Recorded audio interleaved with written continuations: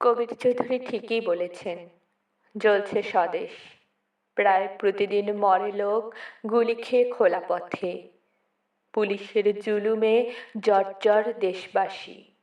কোনো মতে দিন কাটে প্রতিবাদী নেতাদের প্রত্যহ অশেষ ঝুঁকিতে, এবং অনেকেই হচ্ছেন আটক।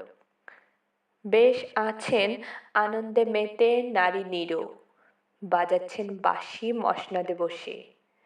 ঠোঁটে তার খেলে যায় ক্রূর হাসি ক্ষণে ক্ষণে।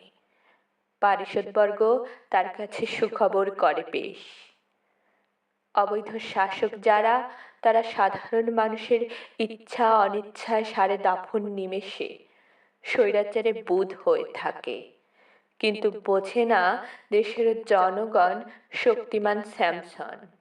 অন্ধ করে রাখলেও টের পায় অনাচার, অবিচার আর প্রবল হুঙ্কারে কেশর দুলিয়ে ত্বরান্বিত করে শত্রুর পতন।